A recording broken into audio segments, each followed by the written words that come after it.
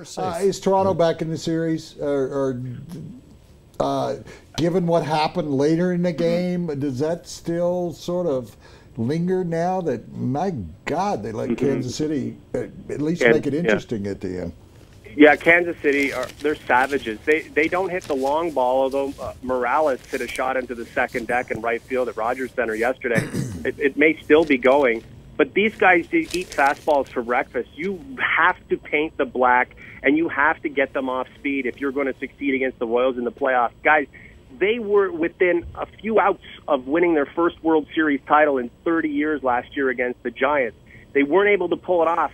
All off-season long and all season long this year, all these guys have been thinking about is getting back to the World Series and finishing the job. And they've been playing that way in this ALCS. Now, the Jays could have won Game 2 if it wasn't for that mental error in right field, Goins and Bautista. But the Royals are hitting with a reckless abandon without being reckless. They are on base all the time. They don't strike out much. They can play small ball. They can get that double.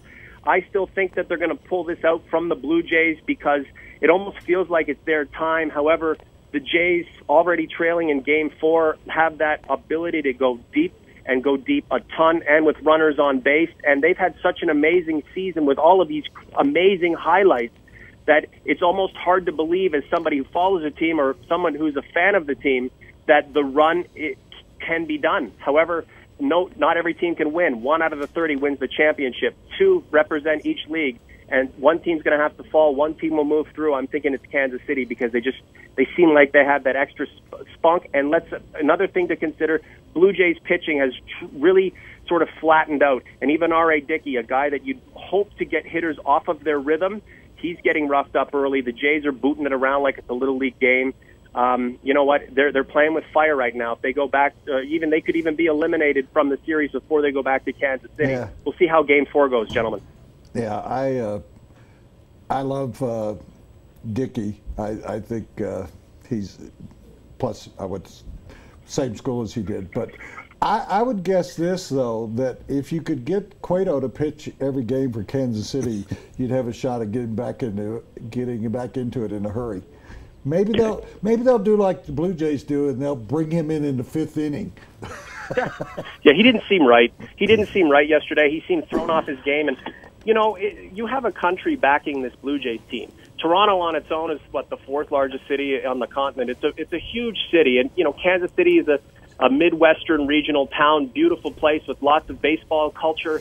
But there's still sort of a smaller man feeling to this, you know, greater metropolis that is Toronto. And then obviously going back to August when Kansas City had their lunch handed to them at Rogers Center, losing 3 of the 4, and then, you know, the bench is clearing and pitching inside. So I think Cueto's summoning some of that animosity up from days gone by, yet, you know, he really needs to step into the moment and understand that Kansas City is the favorite here because they have that pedigree from last year's World Series. They're hitting the snot out of the ball. They're doing what they have to do to get it done. And, you know, if he gets another chance to pitch, you know he's going to want to make amends for yesterday's outing. You know, pitching into the 3rd inning is just not good enough when you're in the playoffs. Though I'd like to see the Jays get another shot at Edison Volquez. I thought he was on a wing and a prayer in the opener. 97 on the black. It was cold.